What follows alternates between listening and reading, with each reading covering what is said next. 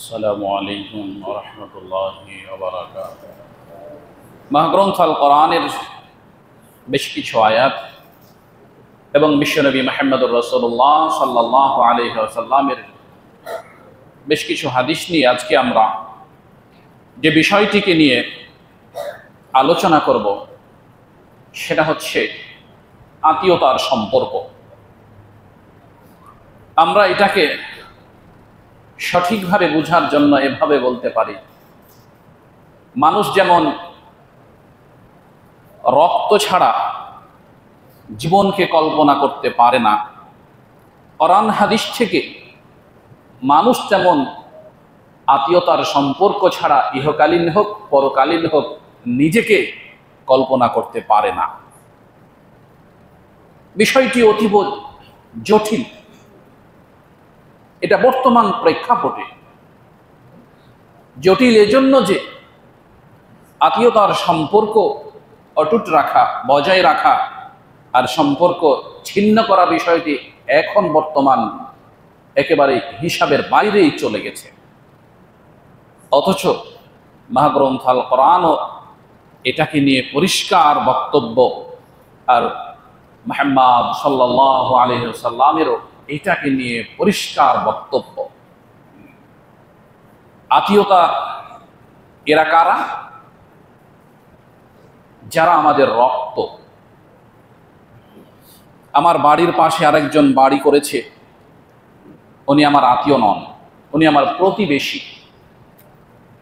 তবে যদি রক্তের কেউ বাড়ি করে থাকে তাহলে তিনিও আমার আত্মীয়, আর যদি রক্তের কেউ বাড়ি করে না থাকে তাহলে আমার বাড়ির পাশে যিনি বাড়ি করেছেন তিনি আমার আত্মীয় নন, তিনি আমার প্রতিবেশী।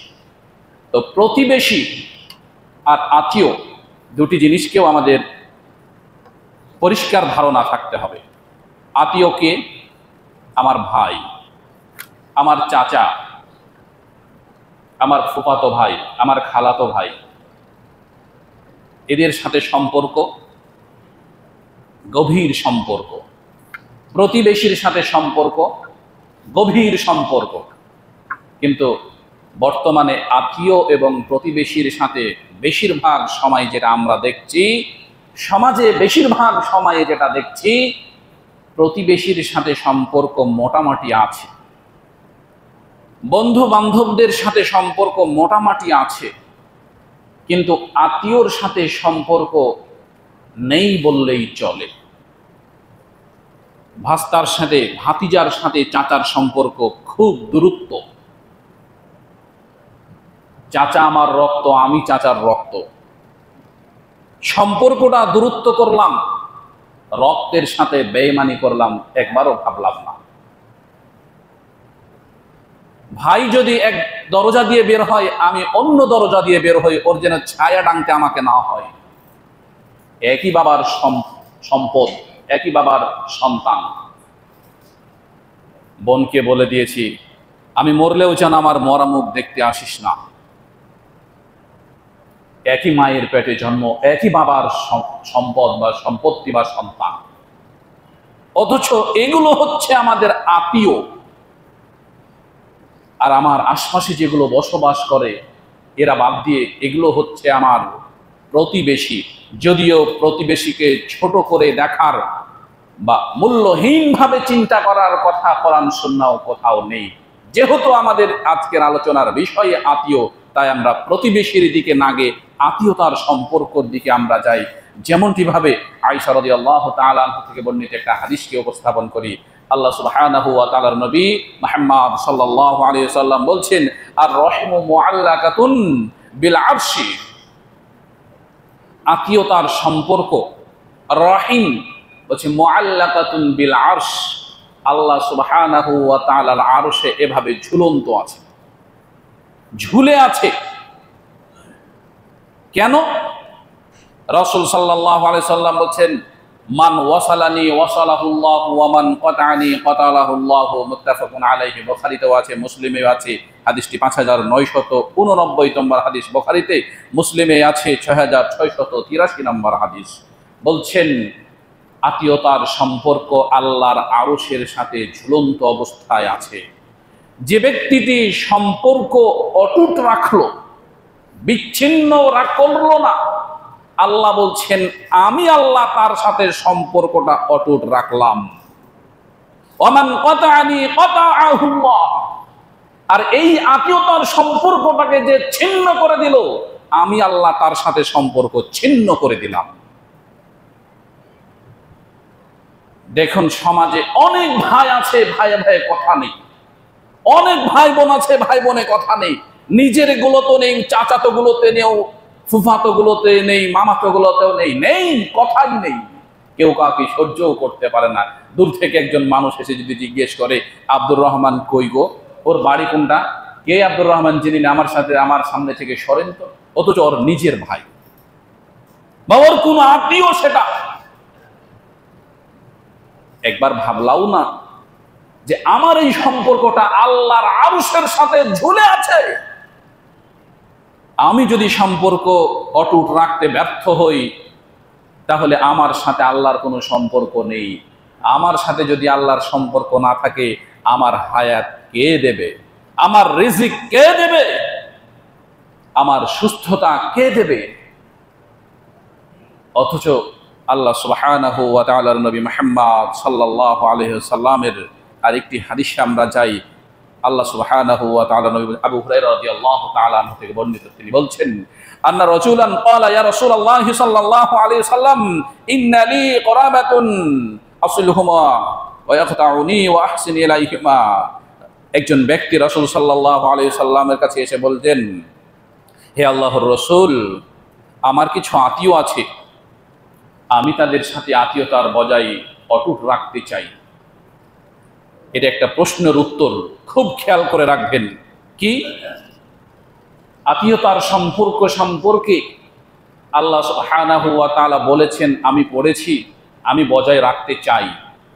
আমি তাদের সাথে ভালো ব্যবহার করি, আমি তাদের খোঁজ নিই, আমি তাদের বাড়ি যাওয়ার চেষ্টা করি, কিন্তু সে আমাকে গালি দেয়, সে আমার সাথে কোনোভাবে সম্পর্ক জড়তে চায় না, সে আমাকে সহ্যই করতে পারে না। আমি কি তার চাইতে কিছুতে কম আছে নাকি? তাহলে আমি কেন তার কাছে যাব? আমি তো প্রথমে সালাম দিয়েছিলাম, সে তো আমার সালামের উত্তর প্রথম দিন দেয়নি, আবার দ্বিতীয় দিন দেখা হলে তাকে সালাম দিব কেন? আবার আমি তার সাথে সম্পর্ক জড়বো কেন? আমি তাকে দাওয়াত দিয়েছিলাম, সে আমার দাওয়াতে আসেনি, আমি তার দাওয়াতে যাব কেন? যাব না। যতগুলো এই রকম ধরনের প্রশ্ন আসবে, সকল প্রশ্নের উত্তর এই হাদিসটি আমাদেরকে পরিষ্কার করে দিচ্ছে।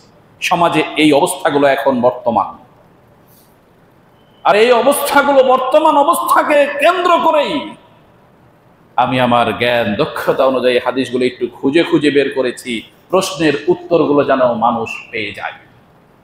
মানুষ প্রশ্নের উত্তরগুলো পেয়ে যাতে করে বিভ্রান্তির ভিতরে না পড়ে, হাদিসগুলো যাতে করে একটু স্মরণে আসলে আত্মীয়তার সম্পর্কটা অটুট রাখতে পারে।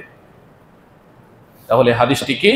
একজন ব্যক্তি এসে আল্লাহ রাসূলকে বলছেন, হে আল্লাহর নবী, আমি তো আমার আত্মীয়তার সম্পর্ক বজায় রাখতে চাই, কিন্তু তারা আমার সাথে সম্পর্ক ছিন্ন করতে চায়। আমি যত এগিয়ে যাই তারা আরো পিছে সরে। তারপরে রাসূল বলছেন, আমি তাদের সাথে সৎ ব্যবহার করি, কিন্তু তারা আমার সাথে দুর্ব্যবহার করে। তারা যদি কোনো কিছু বলেও ফেলে, যদি খারাপ ব্যবহারও করে, আমি সেটা সহ্য করে নিই, তাদের কষ্ট সহ্য করে নিই, আমি কিছু বলি না। এমতো অবস্থায় আমি আর কিভাবে সহ্য করতে পারি? আমার পক্ষে তো এত ভালো হওয়া সম্ভবপর নয়। রাসূল সাল্লাল্লাহু আলাইহি সাল্লাম তার কথাগুলো শুনে বলছেন, ফাকালা লাইন কুনতা কামা কুলতা ফাকান্নামা, তুমি যা বলছো তা যদি সত্য হয়, তাহলে তুমি একটা সুসংবাদ গ্রহণ করো। সে কিছু বললে তুমি সহ্য করে নাও, তাকে কষ্ট দাও না। এ কথা যদি সত্য হয়ে থাকে, তুমি তাদের খোঁজ খবর নাও, কিন্তু তারা তোমার খোঁজ খবর নাই না।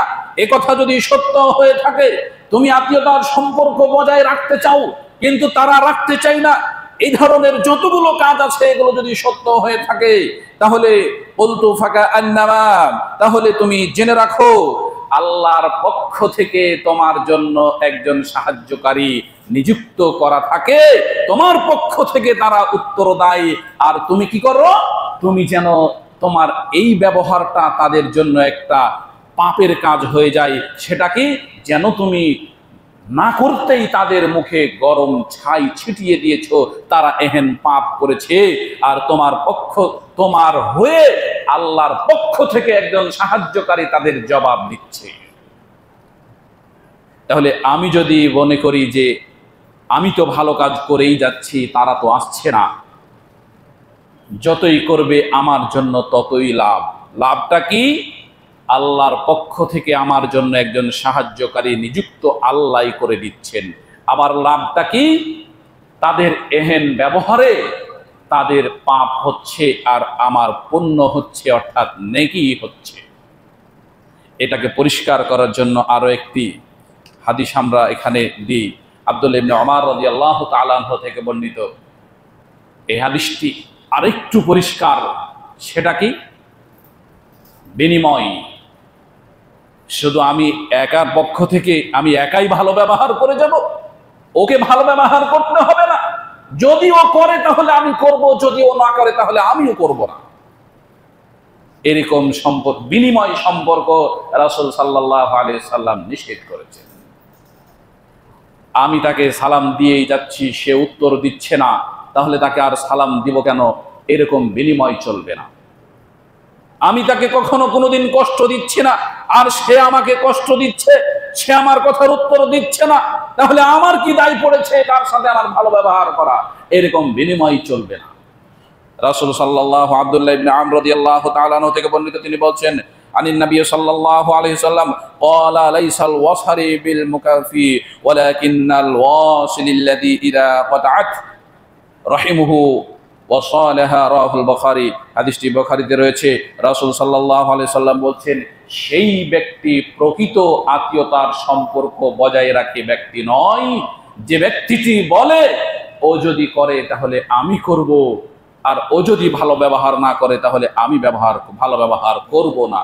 বরঞ্চ ওই ব্যক্তি হচ্ছে প্রকৃত আত্মীয়তার সম্পর্ক অটুট রাখা ব্যক্তি, যেই ব্যক্তিটি আত্মীয়তার সম্পর্কের জন্য সর্বক্ষণ ভালো কথা বলে, ভালো উপদেশ দেয়, ভালো ব্যবহার করে। ও যদি ওর বিপরীত ব্যক্তি যদি খারাপও করে তবুও সে কখনোই খারাপ ব্যবহার করে না, তাহলে ওই ব্যক্তিটি হচ্ছে সর্বোত্তম আত্মীয়তার সম্পর্কে ভালো ব্যবহারকারী ব্যক্তি। তাই আল্লাহ সুবহানাহু ওয়া তাআলার একটি আয়াত রব্বুল আলামিন যে আয়াতটি তেলাওয়াত করেছিলাম, সূরাতুর রাদের 25 নম্বর আয়াতে আল্লাহ বলছেন, আল্লাযীনা ইয়ানকুযুনা আহদাল্লাহি মিন বা'দি মিসাকিহিম ওয়া ইয়াকতাউনা মা আমারাল্লাহু বিহি আইয়ুসালা ওয়া ইফসিদুনা ফিল আরদ উলাইকা লাহুমুল লা'নাহ ওয়া লাহুম সুউদ দার। কঠিন কথা আল্লাহ বলছেন, আল্লাযীনা ইয়ানকুযুনা আহদাল্লাহি মিন বা'দি মিসাকিহিম, যারা আল্লাহর সাথে দৃঢ়ভাবে অঙ্গীকারবদ্ধ হওয়ার পর তা ভঙ্গ করে। আমরা তো আত্মীয়তার সম্পর্ক অস্বীকার করতে পারি না। আমি যেমন বাবা মার মধ্য দিয়ে পৃথিবীতে এসেছি, এই পৃথিবীর সকল মানুষই বাবা মার মধ্য দিয়ে পৃথিবীতে এসেছে। আমি যেমন আমার মায়ের পেট থেকে হয়েছি, আমার ভাই বোনেরাও আমার মায়ের পেট থেকে হয়েছে, অন্য ভাই বোনেরাও অন্য মায়ের পেট থেকে হয়েছে। আমার দাদির পেট থেকে যেমন আমার বাবা হয়েছে, আমার দাদির পেট থেকে আমার প্রত্যেকটা চাচাও জন্মগ্রহণ করেছে। উনি যেমন আমার দাদা, তেমন উনি আমার বাপের বাপ, আমার চাচারও বাপ। আমার যদি 10টা চাচা থাকে 10টা চাচারও বাপ। তাহলে সম্পর্ক অটুট থাকছে, অটুট আছে, এটা অঙ্গীকারবদ্ধ, এটা রক্ত সম্পর্কিত। যদি বলি নিজের রক্তকেই রাখবো না, তাহলে তো পৃথিবীতে বেঁচে থাকার কোনো উপায়ও নেই। উদাহরণস্বরূপ, যদি একজন মা এখন মনে করেন প্রত্যেক মাসে আমার এই অপবিত্রতা, আমার এই রক্তস্রাব প্রবাহিত, যার কারণে আমি সালাত আদায় করতে পারি না, সিয়াম পালন করতে পারি না, হজে বাধাগ্রস্ত হই, তাহলে আমি আমার শরীরে রক্তই রাখবো না, যাতে করে প্রতি মাসে এই রক্তস্রাব প্রবাহিত হওয়াটা আমার যেন আর নাই আসে, তাহলে তো সেই বেঁচেই থাকবে না। ওটা হচ্ছে আল্লাহ সুবহানাহু ওয়া তাআলা কর্তৃক প্রাকৃতিক নিয়ম। অতএব আত্মীয়তার সম্পর্ক হচ্ছে রক্তের সম্পর্ক। শরীর থেকে যেরকম রক্তকে একেবারে বের করে দিলে বেঁচে থাকা অসম্ভব, আত্মীয়তার সম্পর্ক ছিন্ন করা বা আত্মীয়তার সম্পর্ক থেকে দূরে থাকাও ওরকম অসম্ভব। আল্লাহ এটাই বলছেন, অঙ্গীকারবদ্ধ হওয়ার পরেও যারা অঙ্গীকার ভঙ্গ করে, ওয়ায়াকতাউনা মা আমারাল্লাহু বিহি আইয়ুসালা ওয়াইফসিদুনা ফিল আরদি, এবং তারা আল্লাহর আদেশ এবং সম্পর্ক অক্ষুণ্ণ রাখতে ব্যর্থ হয়, সেই সাথে সাথে ওয়াইফসিদুনা ফিল আরদ, পৃথিবীতে অশান্তি সৃষ্টি করে। আজকে বংশ আমরা ভালো বুঝি, এটা আমার বংশ, এটা মোল্লা বংশ, এটা সাহা বংশ, এটা পাইকার বংশ, এটা অমুক বংশ। এই যে বংশ, বংশীয়গতভাবে যদি আজকে দেখতে যাই এই বংশের মানুষজন কতটি, এই বংশের মানুষজন 150, 200, 500। এখানে এই বংশের ভিতরে কতটি ঘর আছে? এই বংশের ভিতরে 40, 50, 20, 30, 10টি ঘর আছে। এই বংশের কয়টা ভাই বোন আছে? এই বংশের এতটি ভাই বোন আছে। আচ্ছা, এদের ভিতরে কতজনের সাথে সম্পর্ক আছে দেখুন তো। এদের ভিতরে তো সম্পর্ক নেই। একজন যদি আর একজনের বাড়ির পাশ দিয়ে হেঁটে যায়, তাহলে পাই না যে তাকে ওখানে বাড়িতে ধরে পিটে, এমনকি তাকে হত্যাও পর্যন্ত করে ফেলে। যা আজকে ছেলে বাবার ভিতরেও হচ্ছে, ভাইয়ে ভাইয়ের মধ্যে হচ্ছে, ভাই বোনের মধ্যে হচ্ছে, মা মেয়ের মধ্যে হচ্ছে। এই রক্ত সম্পর্কিত মানুষদের মধ্যেই এরকম পৃথিবীতে অশান্তি সৃষ্টি হচ্ছে, যা বর্তমান চলছে। আল্লাহ সেটাই বলছেন, ওয়াইফসিদুনা ফিল আরদ, আত্মীয়তার সম্পর্ককে বিচ্ছিন্ন করে পৃথিবীতে এরা অশান্তি সৃষ্টি করছে, জমিনে এরা কি করছে? অশান্তি সৃষ্টি করছে। আল্লাহ বলছেন, উলাইকা লাহুমুল লানা, হে পৃথিবীর মানুষ তোমরা মনে রাখো, আমি আল্লাহর পক্ষ থেকে তোমাদের উপরে লানত, তোমাদের উপরে গজব। ওয়ালাহুম সুদ্দার, আর ওই সকল ব্যক্তিদের জন্য সবচেয়ে নিকৃষ্ট বাসস্থান নির্ধারিত করলাম আমি আল্লাহ। কে বলছে? কোরআন বলছে, সূরাত রাত বলছে, 25 নম্বর আয়াতে বলছে, আত্মীয়তা সম্পর্ক ছিন্নকারী ব্যক্তিদের জন্য আল্লাহর পক্ষ থেকে লানত। আত্মীয়তা সম্পর্ক ছিন্নকারী ব্যক্তিদের জন্য সবচেয়ে নিকৃষ্ট বাসস্থান আল্লাহ নিজেই ঘোষণা করছেন। এরপরেও আজও দেখুন আমাদের ভিতরে রক্ত সম্পর্কিত যেগুলো আত্মীয় আছে, এদের সাথে আমার আপনার সম্পর্ক আজও খারাপ। এখন কি করতে হবে? পূর্বের যে 2টি হাদিস বললাম, ওই 2টি হাদিসের দিকে ফিরে যেতে হবে। সম্ভব পার হলে তার সাথে গিয়ে সাক্ষাৎ করে কথা বলে আসতে হবে আত্মীয়তার সম্পর্ক মজবুত করার জন্য। সম্ভব পার না হলে আমার সাধ্য মতো 1 বার হোক, 5 বার হোক, 1 দিন হোক, 5 দিন হোক, সপ্তাহে 1 বার হোক, মাসে 1 বার হোক, বছরে 2 বার, 5 বার, 10 বার হোক, আধুনিক প্রযুক্তিতে আমি যোগাযোগ করার চেষ্টা করব। যদি যোগাযোগ হয় তাহলে আলহামদুলিল্লাহ, যদি যোগাযোগ না হয় সাক্ষী রাখবো আল্লাহকে, আল্লাহ তোমার কোরআনের আয়াতকে মেনে নেওয়ার জন্য, তোমার নবীর হাদিসকে নিজের জীবনে বাস্তবায়ন করার জন্য আমি আমার আত্মীয়দের সাথে সম্পর্ক অটুট রাখার চেষ্টা করেছি। আমার মনের কোনো ত্রুটি রাখেনি, সাক্ষী একমাত্র তুমি। এভাবে করে আল্লাহকে সাক্ষী রেখে বলতে হবে, আমি টেলিফোন করেছি, তাদেরকে পাইনি, আমি চিঠি লিখেছি, তাদের উত্তর পাইনি, আমি যোগাযোগ করেছি, তাদেরকে খুঁজে পাইনি, কিন্তু আমি কোরআনের উপরে আমল করার ক্ষেত্রে কিঞ্চিত আমি দূরে সরে যাইনি। সাক্ষী একমাত্র তুমি। পৃথিবীর কোনো মানুষকে আমি সাক্ষী বানাচ্ছি না, করছি না, তোমাকেই সাক্ষী রাখছি। তাহলে আশা করা যায় আল্লাহর লানত থেকে নিজেরা মুক্তি পাবো, আর নিজেদের ইহকালীন পরকালীন বাসস্থানটা নিকৃষ্ট বাসস্থান থেকে মুক্তি পেয়ে ভালো একটা বাসস্থানে আমরা রূপান্তরিত করতে পারবো বলে আশা করা যায়। আর যদি এরকম করতে না পারি তাহলে সত্যি খুব কঠিন। প্রিয় উপস্থিতি, আল্লাহর নবী মুহাম্মদ সাল্লাল্লাহু আলাইহি ওয়াসাল্লামের আরো কিছু হাদিসগুলো আমরা দেখি। আবু আইয়ুব আল-আনসারী রাদিয়াল্লাহু তাআলা আনহু থেকে বর্ণিত, তিনি বলেন, রাসূল সাল্লাল্লাহু আলাইহি ওয়াসাল্লাম আন্না রাজুলান একজন ব্যক্তি এসে বলছেন, ইয়া রাসূলুল্লাহ আখবিরিনি বিআমালিন, আমাকে একটা আমলের কথা বলেন তো, এই যে আমলটা ইদখিলনিল জান্নাহ ওয়া ইউবাইদুনি ফিন্নার, যেই আমলটি করলে আমি জান্নাতে প্রবেশ করব আর জাহান্নাম থেকে দূরে থাকবো, জাহান্নাম থেকে মুক্ত থাকতে পারবো, এমন একটা আমলের কথা আপনি আমাকে বলে দিন। তখন ফাকালান নবী সাল্লাল্লাহু আলাইহি সাল্লাম, নবী সাল্লাল্লাহু আলাইহি সাল্লাম বলছেন, তা'বুদুল্লাহ ওয়া লা তুশরিক বিহি শাইআন ওয়া তুকিমুস সালাত ওয়া তুতুজ যাকাত, তুমি একমাত্র আল্লাহর ইবাদত করো, এই ইবাদতের ভিতরে কোনো কিছুকে অংশীদারিত্ব স্থাপন করো না।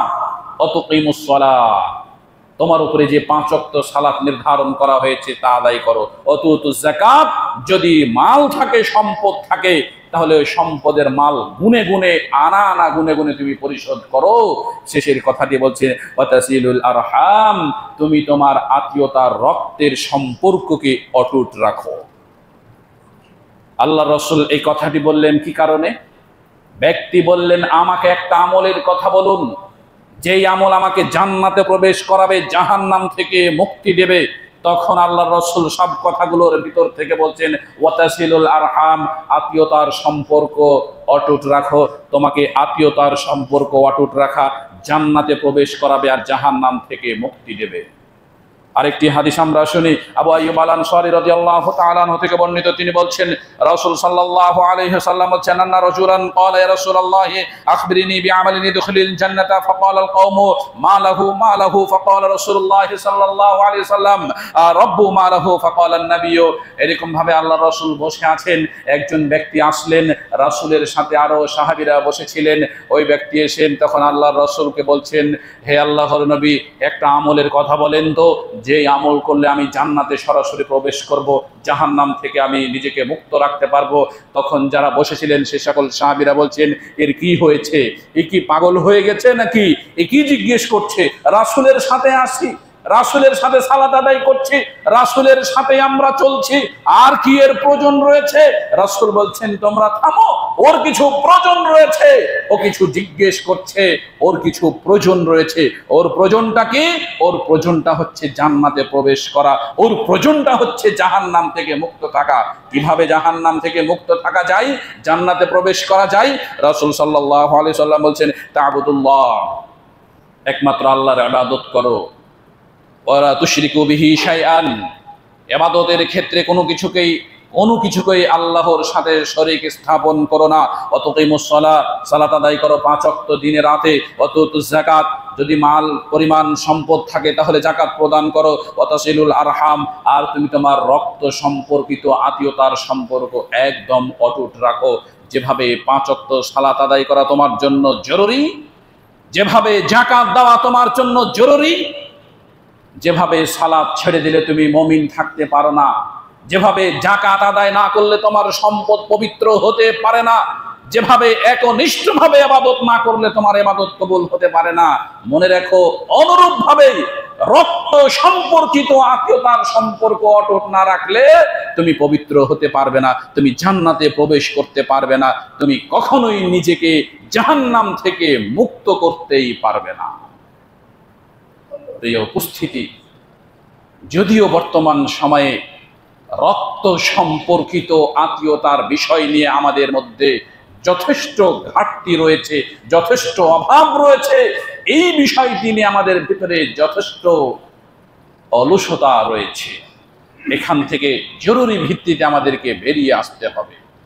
আল্লাহ নবী মুহাম্মদ সাল্লাল্লাহু আলাইহি ওয়াসাল্লাম, আরেকটি কথা বলি, কাতাদা রাদিয়াল্লাহু তাআলা আনহু থেকে বর্ণিত, তিনি বলেন, খাসআম গোত্রের এক ব্যক্তি এলেন, এসে নবী মুহাম্মদ সাল্লাল্লাহু আলাইহি ওয়াসাল্লামকে জিজ্ঞেস করছেন, আপনি কি নিজেকে মনে করেন আপনি নবী? বলছে, হ্যাঁ আমি নবী।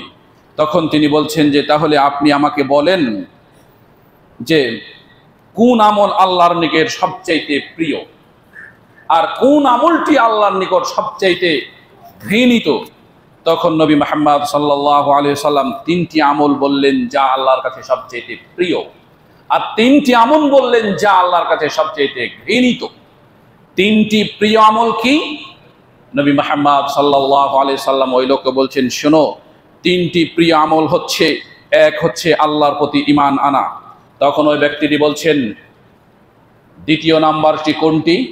তখন আল্লাহর রাসূল বলছেন যে দ্বিতীয় হচ্ছে তোমার আত্মীয়তার সম্পর্ক বজায় রাখা। তৃতীয়টি কোনটি? রাসূল বলছেন তৃতীয়টি হচ্ছে তুমি মানুষকে সৎ কাজের, ভালো কাজের আদেশ করো, আর খারাপ কাজ যখনই দেখবে তখন তাকে বাধা প্রদান করো, বলো এই খারাপ কাজটি করা যাবে না, এখান থেকে তুমি বিরত থাকো। এই তিনটি আমল হচ্ছে আল্লাহর কাছে প্রিয় আমল। আর তিনটি ঘৃণিত আমল কি? আল্লাহ রাসূল বলছেন তিনটি ঘৃণিত আমল হচ্ছে, প্রথম কথাই হচ্ছে তুমি আল্লাহর সাথে শিরক করবে, এটা হচ্ছে আল্লাহর কাছে সবচেয়ে ঘৃণিত আমল। দ্বিতীয়, ব্যক্তি জিজ্ঞেস যখন করলেন তখন আল্লাহ রাসূল বলছেন দ্বিতীয় আল্লাহর কাছে সবচেয়ে ঘৃণিত আমল হচ্ছে তুমি রক্তের সম্পর্কিত আত্মীয়তার সাথে সম্পর্ক বিচ্ছিন্ন করবে, এটা হচ্ছে আল্লাহর কাছে ঘৃণিত কাজ। তৃতীয়, তুমি মানুষকে মন্দের প্রতি উৎসাহিত করবে আর ভালো থেকে মানুষদেরকে বিরত রাখবে, এটা হচ্ছে আল্লাহর কাছে ঘৃণিত কাজ। যদিও নিজের মনের অজান্তেই আজ আমরা আমাদের নিজেদেরকে, নিজেদের লোকদেরকে, নিজেদের বন্ধুদেরকে, নিজেদের কাছের মানুষকে এই কাজটি করে ফেলছি, মন্দ কথা, মন্দ কাজের প্রতি উৎসাহিত করছি, আর ভালো কথা, ভালো কাজের প্রতি আমরা উপদেশ প্রদান করছি না। মেলাই তো ভালো কাজ করেছো, আরে তুমি তো কোনো কিছুই করনি, একদিন নামাজ পড়ে কি হবে, এক ওয়াক্ত নামাজ পড়ে কি হবে, ভালো মানুষই দেখাচ্ছ, মানুষের মধ্যে আছো তাই, বাড়িতে থাকলে তো যাও না। এই মন্দ কথার ভিতরে এইগুলোও অন্তর্ভুক্ত রয়েছে। তোমার ফুফু তোমাকে কি করে দিয়েছে, তার তো অনেক সম্পদ, টাকা পয়সা, তার সাথে সম্পর্ক রাখতে হবে কেন তোমাকে? তোমার চাচা তো অমুক অমুক অমুক অমুক এত বড় ইঞ্জিনিয়ার, এত কিছু, কই তোমার দিকে তো দেখে না, তোমার সাথে তো সম্পর্ক ভালো রাখে না, কয়দিন তোমাকে ফোন দিয়ে খোঁজ খবর নিয়েছে, তাহলে তোমাকে কেন তার সাথে ভালো কথা বলতে হবে, ভালো আচরণ করতে হবে, ভালো ব্যবহার করতে হবে? এগুলো হচ্ছে মন্দ কথা, এগুলো হচ্ছে আত্মীয়তার সম্পর্ক, রক্ত সম্পর্ক ছিন্ন করার কথা, যা আমরা অহরহর সচরাচর মানুষকে এগুলোই এখন বলছি, কিন্তু ভাবছি না আমার কথাটা আল্লাহর কাছে সবচেয়ে ঘৃণিত কথা। যেই উপদেশটা আমি তাকে দিচ্ছি, রক্তের আত্মীয়তার সম্পর্ক ছিন্ন করা, এই কাজটা হচ্ছে আল্লাহর কাছে সবচেয়ে ঘৃণিত কাজ। অতএব ওই ব্যক্তিটি যখন আল্লাহ রাসূলকে কথা বললেন, আল্লাহ রাসূল তাকে এই ছয়টি উপদেশ দিয়ে তাকে বিদায় করে দিলেন। ওই ব্যক্তিটি এই 6টি উপদেশ নিয়ে রাসূলের কাছ থেকে বিদায় গ্রহণ করলেন। সুতরাং আমাদেরকেও মনে রাখতে হবে যে এই উপদেশগুলো আমাদের জন্য, এই উপদেশগুলো পৃথিবীবাসীর জন্য। আমরা আরেকটি কথা বলি, আল্লাহ সুবহানাহু ওয়া তাআলা সূরাতুল মুমিনিনে কথাটিও বলেছেন, এইটি একটি হাদিসের অংশে এসেছেন। আল্লাহ বলছেন উলাইকাল্লাযীনা লা'নাহুমুল্লাহু ফাসাম্মাহুম ওয়া আ'মা আবসারুহুম। আবু হুরায়রা রাদিয়াল্লাহু তাআলা আনহুর একটি হাদিস থেকে এসেছে, রাসূল সাল্লাল্লাহু আলাইহি ওয়াসাল্লাম বলছেন আল্লাহ তাআলা সব কিছুকেই সৃষ্টি করেছেন, সৃষ্টি করা শেষ। এবার যখন আল্লাহ সুবহানাহু ওয়া তাআলা সৃষ্টি থেকে অব্যাহতি নিলেন, আর কিছু সৃষ্টি করা হবে না, এই সৃষ্টির ভিতর থেকে রক্ত সম্পর্কিত তথা রূহ, আত্মা, এটাও সৃষ্টি, এটাও একটা সৃষ্টি। তখন আত্মীয়তার সম্পর্ক উঠে দাঁড়ালেন আল্লাহ সুবহানাহু ওয়া তাআলার সামনে। যখন উঠে দাঁড়ালেন, কথা হলো, কথার এক প্রেক্ষিতে আল্লাহ সুবহানাহু ওয়া তাআলা বলছেন তুমি কি এটাতে সন্তুষ্ট নও?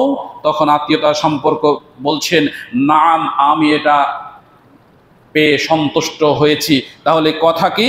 কথা হচ্ছে এটাই, আল্লাহ সুবহানাহু ওয়া তাআলা বলছেন শোনো, যে ব্যক্তিটি তোমাকে যে আমি আত্মীয়তার সম্পর্ক করে সৃষ্টি করেছি, যে ব্যক্তিটি তোমার সাথে সম্পর্ক অটুট রাখলো, আমি আল্লাহ তার সাথে সম্পর্ক অটুট রাখলাম।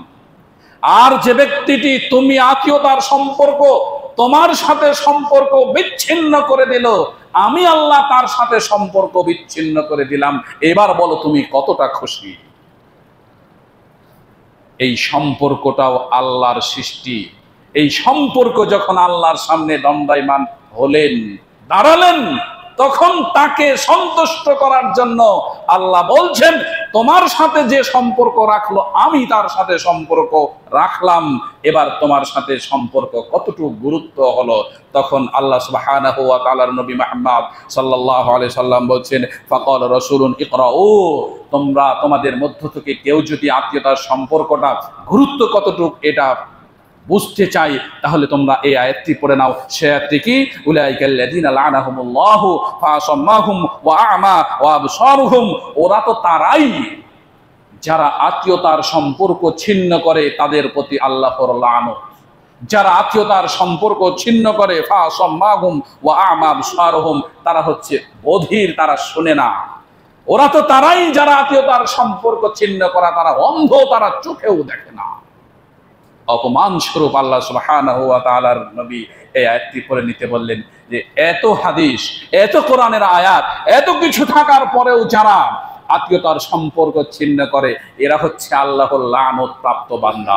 এরা হচ্ছে আল্লাহর দেওয়া দৃষ্টি শক্তি থাকার পরে অন্ধ ব্যক্তি।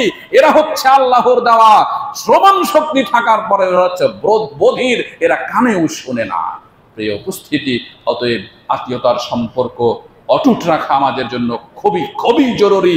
যা সম্পর্ক তৈরি করতে, যা সমাজে বিশৃঙ্খলা রোধ করতে, আমাদের এটা একটাই মহা ঔষধ যে আত্মীয়তার সম্পর্ক আমাদেরকে অটুট রাখতে হবে। আর একটি হাদিস বলে আমরা শেষ করি। রাসূল সাল্লাল্লাহু আলাইহি সাল্লাম বলছেন, আব্দুল্লাহ ইবনে সালাম রাদিয়াল্লাহু তাআলা আনহু থেকে বর্ণিত, তিনি বলেন, সামিয়া রাসূলুল্লাহ সাল্লাল্লাহু আলাইহি সাল্লাম, আমি রাসূল সাল্লাল্লাহু আলাইহি সাল্লামের কাছ থেকে শুনেছি, ইয়াকুলু, তিনি বলেন, আইয়ুহান নাস, ওহে সকল মানুষেরা, আফসুস সালাম, তোমরা নিজেদের মধ্যে সালামের প্রসার করো, ওয়া আতিয়ামুত তাআম, আবার তোমরা মানুষকে খাদ্য প্রদান করো, ওয়া সাল্লুল আরহাম, তোমরা তোমাদের মধ্যেকার আত্মীয়তার সম্পর্ককে অটুট রাখো, ওয়াসালুন নাস, ওয়াসাল্লুন নাস ওয়ান্নাসু নিয়ামুন, এবং তোমরা সালাত আদায় করো, মানুষ যখন ঘুমিয়ে থাকে, তাদখুলুল জান্নাতা বিসালামিন, তোমরা জান্নাতে প্রবেশ করো নিরাপদে।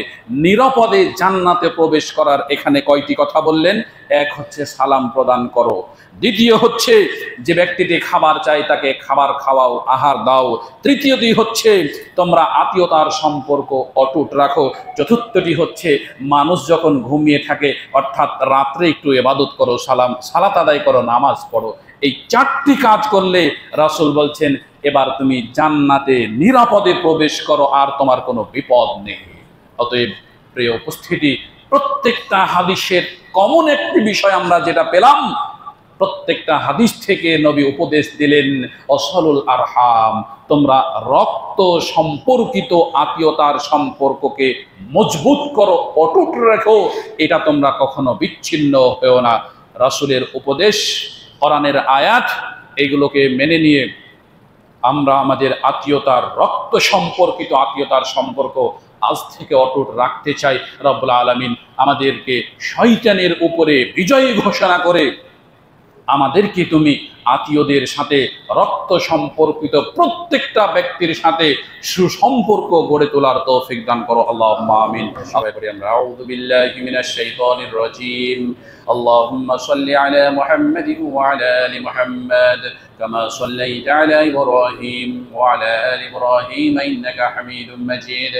اللهم بارك على محمد وعلى آل محمد كما باركت على إبراهيم وعلى آل إبراهيم إنك حميد مجيد.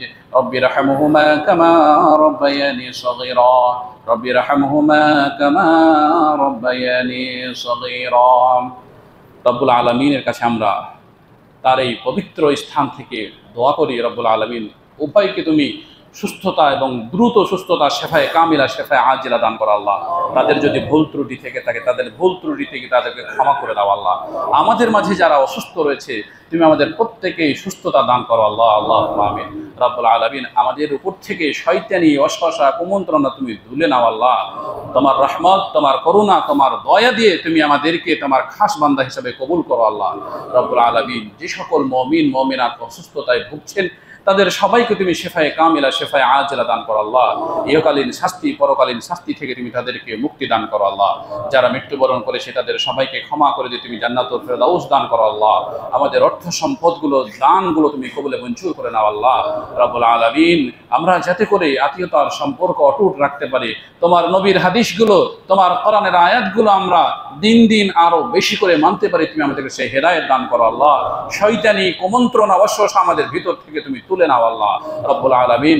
আমরা তোমার খাস বান্দা হয়ে মৃত্যুবরণ করতে পারি, তুমি আমাদেরকে কবুল করো আল্লাহ। রব্বানা তাকাব্বাল দুআইনা ওয়া সালাতিনা ওয়া সাদাকাতিনা সুবহানা রাব্বিকা রাব্বিল ইজ্জাতি আম্মা ইয়াসিফুন ওয়া সালামুন আলাল মুরসালিন ওয়ালহামদুলিল্লাহি রাব্বিল আলামিন। আমিন সুম্মা আমিন।